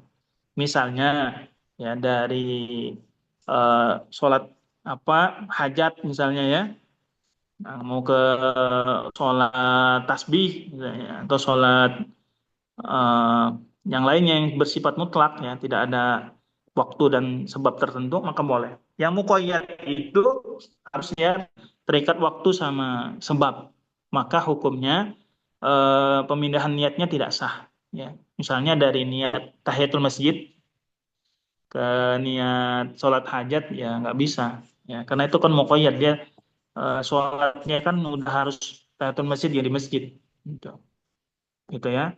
Ini rujukannya dari karya Imam Nawawi di mazhab Syafi'i. Yang keempat, yang terakhir. Nah, larangan menggabungkan dua niat dalam satu ibadah, ya. Jadi hampir seluruh fuqaha sepakat bahwa niat seperti ini keliru. Gabung-gabung begitu keliru. Nah, pengecualian yang diakui, sebagian ulama mengecualikan beberapa ibadah aja. Misalnya sholat fardu yang diniatkan sebagai tahiyatul masjid, atau mandi yang diniatkan sekaligus menjadi hadas, untuk hadas kecil dan hadas besar. Nah, kenapa? Karena maksud syariat terpenuhi, terlaksana perbuatan itu sendiri karena memang bukan karena niatnya secara syar'i telah mempertimbangkan dua tujuan tersebut. Jadi meskipun tidak secara eksplisit ditujukan, tapi boleh hal tersebut digabungkan. Barangkali itu saja yang dapat saya sampaikan. Mohon maaf nih, barangkali ada hal-hal yang kurang berkenan. Kepada Allah kita sama-sama pun saya kembalikan ke MC. Assalamualaikum warahmatullahi wabarakatuh. Waalaikumsalam warahmatullahi wabarakatuh. Ustaz, syukron Ustaz untuk materi yang disampaikan. Masya Allah. Baik Ibu Bapak, mari kita lanjutkan. Acara sesi berikutnya adalah tanya jawab kepada Ustaz Deris Mono. Bagi yang ingin bertanya, mau dipersiapkan, boleh melalui kolom chat atau angkat tangan langsung dan bertanya langsung pada Ustadz atas apa yang tadi disampaikan oleh Ustadz Deris. Bagi ada mungkin Ibu Ervina, silakan Ibu mau bertanya langsung.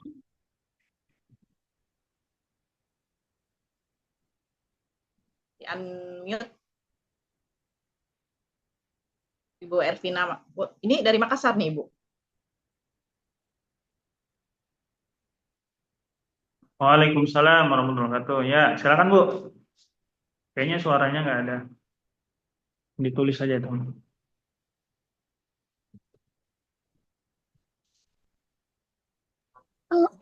Assalamualaikum Ustadz. Pakai ini aja ngomong aja ya bisa ya? Baik, baik. Silakan. Iya, iya. Silakan Bu. Ustadz, kalau selama pelaksanaan itikaf itu apa-apa aja yang dilakukan ya di masjid? Karena setiap kebetulan di Makassar ini kita ada beberapa masjid dekat rumah Ustadz. Nah itu beda-beda. Ada yang salat tasbih, ada salat hajat, terus ada juga yang langsung salat lail gitu-gitu. Jadi maksudnya apa-apa aja yang kita lakukan selama itikaf di masjid? Ya, Afwan Ustazah. Ya. Boleh langsung dijawab Ustadz. Ya. Baik, terima kasih Bu Sepen dari Makassar tadi, Vina ya kalau nggak salah ya. Jadi apa saja yang dilakukan seseorang ketika melakukan i'tikaf? Ya tentu ibadah-ibadah yang kaitannya dengan Ramadan. Kaitannya dengan Ramadan selain puasa ya. Kalau misalnya puasa di malam hari kita sudah mengiftarkan. Jadi ada kebiasaan begini Ibu Bapak ya. Ini khusus kepada Nabi. Jadi kalau Nabi SAW ketika sebelum i'tikaf itu beliau biasa menyegerakan dari berbuka puasa. Tapi Nabi secara khusus ketika beliau i'tikaf itu beliau akhirkan iftarnya, ya. Nah, tapi yang ngasih makan kan Allah Subhanahu Wa Taala, kita nggak tahu. Jadi puasa wisol namanya. Itu khusus untuk Nabi SAW.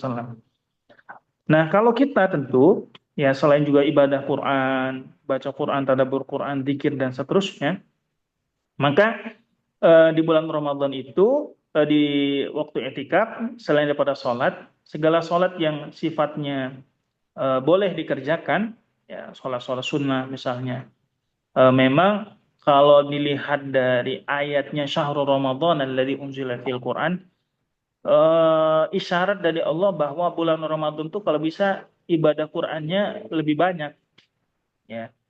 Sebagaimana dulu para ulama kita ya, Imam Syafi'i itu kan setiap malam bisa 2 kali khatam kan. Nah itu tanya Ustadz siapa? Ustadz yang biasa itu, jadi disebut dengan imronul qalbi, ya. Jadi dia baca Quran tapi dalam hati. Di atas hadar katanya kan. Saya pernah dengar begitu ya. Saya pernah tanya seorang ustadz, kan hadar itu kan sebatas-batasnya kan, masih mat wajibnya kan harus tetap dipenuhi kata saya. Nah itu gimana tadi itu bisa 2 kali dalam semalam itu kan? Itu kalau yang sekarang baca Quran itu dia lihat aja mukanya. Misalnya ini mushaf ya, 1 halaman. Nah, jadi menurut saya itu memang karena dia sudah melekat di hafalannya lebih cepat.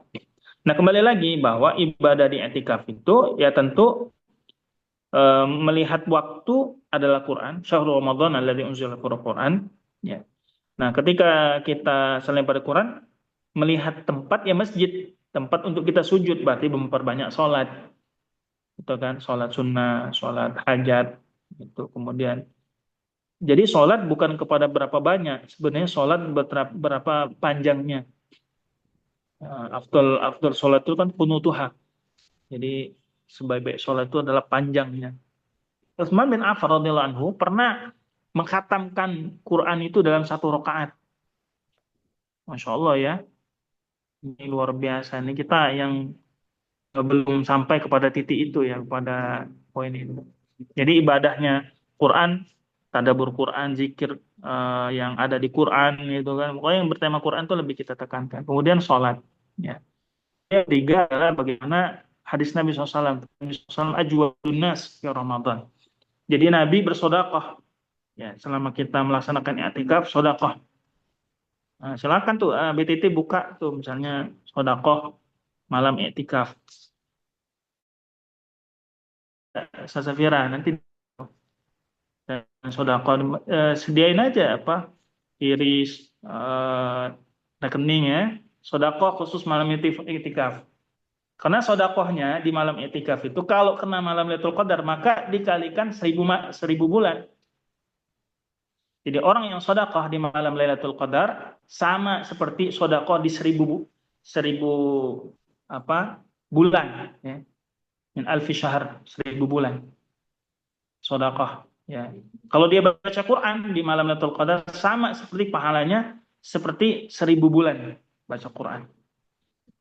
Gitu. Atau juga yang lain ya yang bisa kita lakukan selama kita masih di i'tikaf. Yang termasuk majalisul ilm seperti ini kan, mudzakarah, mengkaji kitab Allah, ya termasuk kan dari amalan-amalan ketika beriktikaf. Cuma kadangkala kita teralihkan oleh yang disebut dengan HP. Ya, itu. HP-nya di ini dulu aja, dulu di silent dulu atau ditaruh dulu ya. Bilang lagi khusus ibadah terakhir Ramadan, mohon agak low respon ya. Cuma kalau sifatnya THR gajian nggak apa-apa, saya langsung respon segera itu wajib. Nggak ya, canda doang ya. Jadi itu Bu ya. Jadi hal-hal yang berkenaan tentang Quran itu diutamakan, baca Quran, tilawah Quran, hifdzul Quran, ya tadabbur Quran. Yang berkaitan dengan masjid, ya tahiyatul masjid, sholat yang bisa dilaksanakan. Kalau pagi ada sholat duha, ya kemudian ada sholat qobliyah ba'diyah, ya. Barang saya pernah baca hadis ya, siapa yang sholat 12 rakaat itu, qobliyah ba'diyah 12 rakaat, maka banallahu lahu baitan fil jannah. Allah bangunkan bagi dia rumah di surga. Nah, jadi orang yang melaksanakan qobliyah ba'diyah itu akan Allah bangunkan rumah bagi dia di surga Allah Subhanahu wa taala. Begitu, Bu. Baik, Ustadz. Jawabannya Allah ya. Diperbanyak sholat dan juga perbanyak membaca Al-Quran serta sodako. Baik, jazakallah Ustadz. Selanjutnya satu lagi untuk penanya Ibu Heni yang sudah mengangkat tangan. Silakan Ibu Heni. Sudah ada sedikit tadi bocoran-bocoran jawaban dari yang saya mau tanyain. Terkait dengan ibu-ibu ini biasanya kalau i'tikaf kan agak sulit ya untuk dilaksanakan di masjid gitu. Apakah ada ibadah-ibadah pengganti gitu agar dapat pahalanya bisa menyamakan pahala i'tikaf itu Tat? Ya, terima kasih Bu Heni ya. Ya, kalau yang tadi disampaikan tentang bolehnya seorang beriktikaf di masjid rumahnya. Jadi pendapat ini memang hanya disampaikan ya. Kalau tidak salah paling disorot itu adalah Imam Abu Hanifah dan juga Imam Ats-Tsauri, Sufyan Ats-Tsauri. Nah, apa itu masjid rumah? Ya, yaitu tempat sholat yang dikhususkan. Lihat nih, yang dikhususkan untuk sholat. Nah, ini terutama kalau seandainya uzur di dalam melaksanakan di sholat jami itu kan, sholat yang tadi disampaikan. Kenapa demikian? Nah, tadi kita akan bisa kenapa kok ada ulama sekelas Imam Abu Hanifah tuh kok sempat-sempatnya? Ya tadi mungkin terkaitan dengan aktivitas ataupun uzur dari sebagian kaum ummahat itu. Kalau saat tahu sendiri saat gimana bolak-baliknya, gimana ininya ABC dan seterusnya ya. Nah, kalau di lebih ringan tadi kan kami tetap bisa. Nah, salah satu yang kita ucapkan juga di 10 malam terakhir ini memperbanyak doa Allahumma innaka afuun tuhibbul afwa fa'fu. Jadi ibu-ibu ketika di musholanya itu, ya, mushola tempatnya itu. Jadi bukan semua tempat di rumah kita kan, ada tempat yang dikhususkan. Kalau belum ada, udah ada ibu-ibu semua di rumahnya itu yang khusus untuk sholat. Nggak mesti harus ini. Ada tuh yang di Shopee apa di TikTok ya, apa di Instagram tuh. Jadi tempat sholatnya harus modalin 500.000 dulu tuh, ada gapuranya ya kan, ada lampu-lampunya, nggak usah itu mahal itu. Mendingan beli baju sama mau kena dah, ya kan. Wah, yang penting ibu khususkan, ya Allah nih saya niatkan ini tempat ini untuk sholat.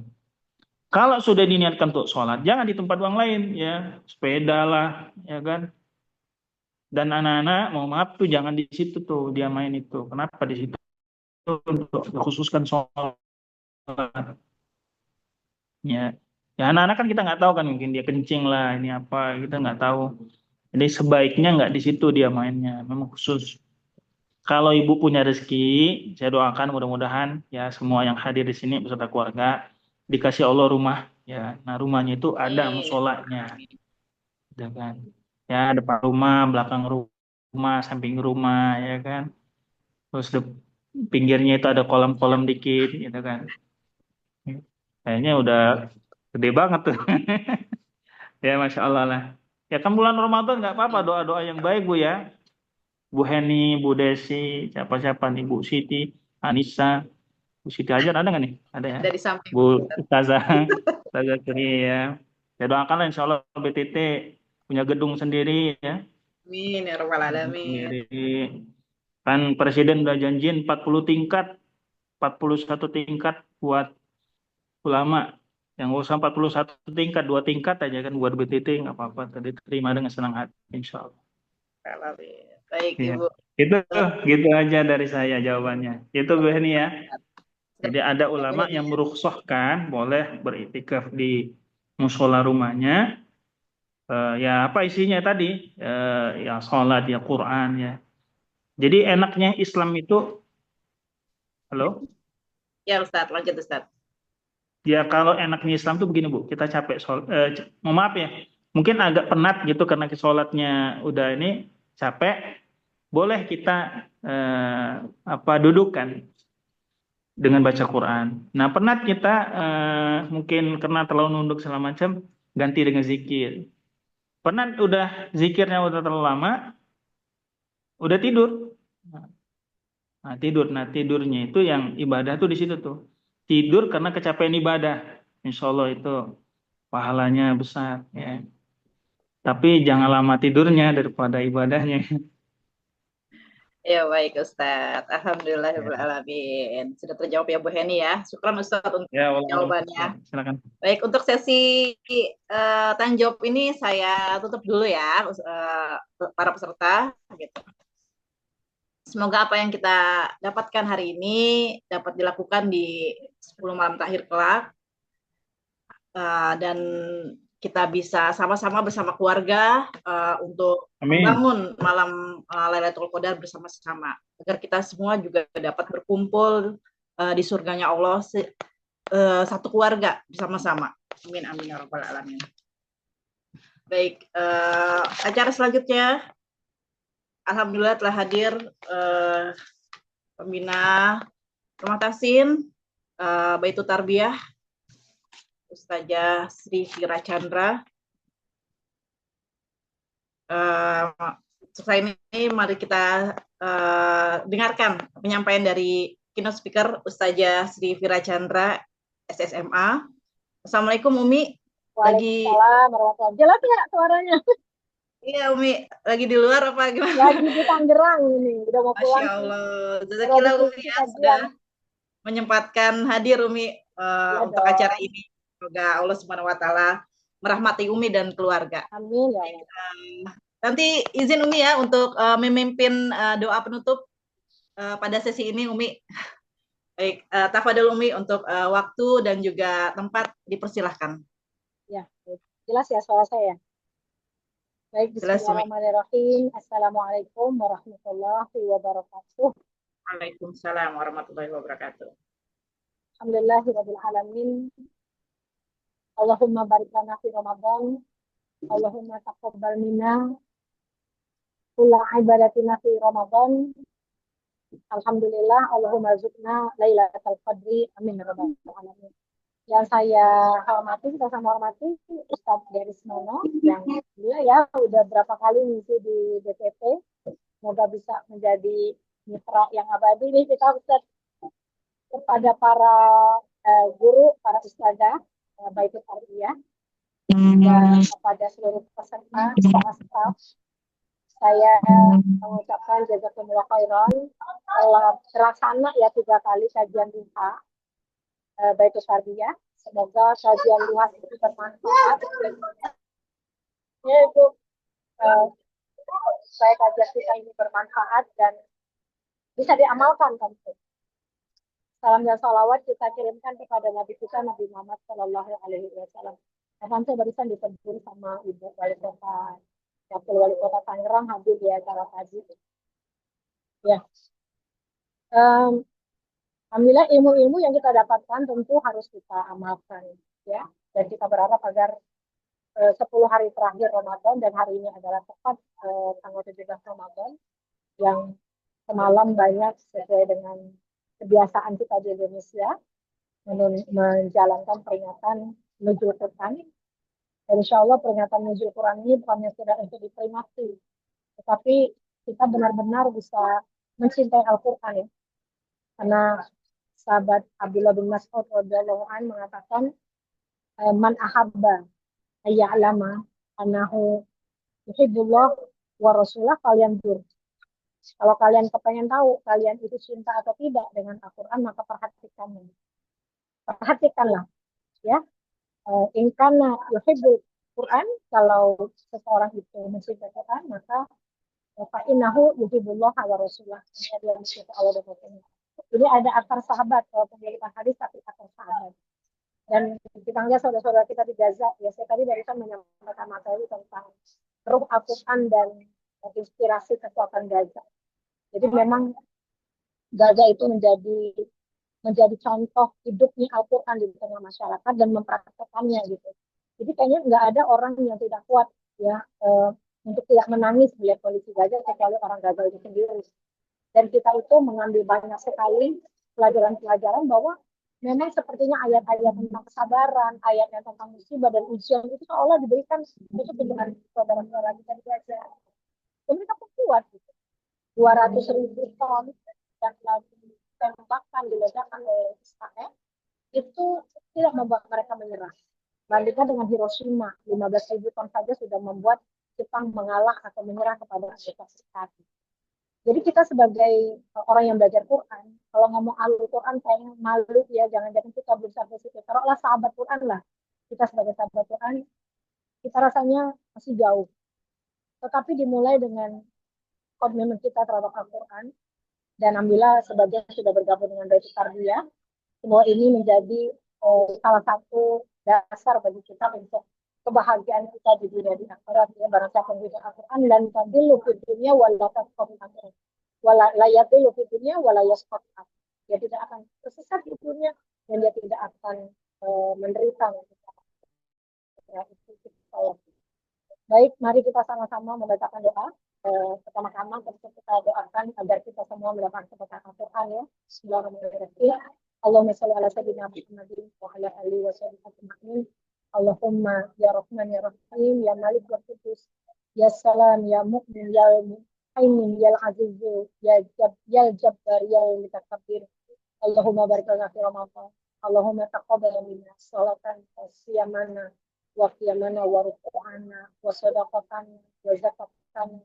Allah menerima semua amal ibadah kita selama bulan Ramadan. Allah mansur ikhwanana al-mustad'afina di Palestina. Ya Allah, tolonglah saudara-saudara kami yang tertindas di Palestina. Allahumma ansurhum, Allahumma kun lahum fa innahum la yu'jizuna. Ya Allah, bantulah mereka, tetaplah bersama mereka ya, karena mereka sangat bergantung kepadamu ya Allah. Allahumma wahid sufufahum, satukanlah barisan mereka, wasabit aqdamahum, kuatkanlah kaki mereka ya Allah. Wa wahid kalimatahum alal haqqi wa taqwa, dan satukanlah kalimat mereka di atas kebenaran dan di atas takwa. Allahumma taqabbal minhum syuhada wa syuhidhum al-mardaw wa jafa. Ya Allah, terimalah para syuhada mereka dan sembuhkanlah orang-orang sakit dan orang-orang yang terluka. di antara mereka ya Allah. Allahumma ja'alna minal ladzina yurabituna bil baitil maqdis. Ya Allah, jadikan kami orang senantiasa ribat di baitul maqdis. Allahumma taqbilna wa la tastabdilna. Jadikan kami orang yang istiqomah dan jangan kau gantikan kami dengan yang lain. Allahumma arhamna bi Qur'an waj'alhu lana imaman wa nuran wa huda wa rahmah. Allahumma zakirna min nasina wa 'allimna mimma jahilna warzuqna tilawatahu ana al-lail wa atrafan nahar waj'alhu lana hujjatan wa la hujjatan 'alaina bi rahmatika ya arhamar rahimin. Allahumma nahnu 'abduka banu imatik wa sinna biyadik madun fina hukum adun fina qada nas'aluka Allahumma bi kulli ma tasamma bihi nafsak aw anzaltahu fi kitabik aw alamtahu ahadan min khalqik aw ista'tarta fi ilmi ghaibi indak an taj'ala al-Qur'ana al-'azima rabi'a qulubina wa nura sudurina wa jala'a ahzanina wa dhahaba ghumumina wa humina. Allahumma ja'alna minkum minal ladina ahlika wa khasatika ya arhamar rahimin. Allahumma taqabbal minna innaka antas samiul alim wa tub alaina innaka antat tawwabur rahim. Alhamdulillahirabbil alamin. Ramadan mubarak buat kita semua. Semoga Allah hadiahkan kita Lailatul Qadar. Demikian, assalamualaikum warahmatullahi wabarakatuh. Waalaikumsalam warahmatullahi wabarakatuh. Amin amin ya rabbal alamin. Masya Allah. Jazakallah Umi atas apa yang telah disampaikan. Semoga Allah Subhanahu wa taala selalu merahmati Umi yang selalu bisa meluangkan waktunya untuk Rumah Tahsin Baitul Tarbiyah. Baik, ibu-ibu, bapak-bapak, mohon kesediaannya untuk membuka video pada Zoom. Kali ini kita akan memasuki sesi dokumentasi. Kita dokumentasikan kajian duha kita.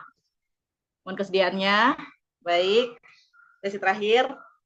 Kepada tim, boleh minta bantuan untuk memberi aba-aba untuk foto. Ya, baik. Sudah semua dibuka? Baik ya, kita berikan pose terbaik. 1, 2, 3. Lanjut. Slide kedua, 1, 2, 3. Baik, sudah ya. Terima kasih. Baik, jazakallah Mbak Sarah. Bapak Ibu sekalian, kajian duha sesi 3 telah berakhir. Mari kita sama-sama mengucapkan hamdalah. Alhamdulillahirabbil alamin. Lalu kita tutup dengan doa kafaratul majelis. Subhanakallahumma wa bihamdika asyhadu alla ilaha illa anta astaghfiruka wa atubu ilaik. Jazakumullahu khairan katsiran untuk semua peserta yang luar biasa hari ini. Saya Vika Soraya selaku MC dan perwakilan dari Rumah Tahsin Baitul Tarbiyah mengucapkan mohon maaf apabila ada kesalahan dari kajian ini dari sesi 1 sampai sesi ketiga. Wassalamualaikum warahmatullahi wabarakatuh. Saya tutup ya.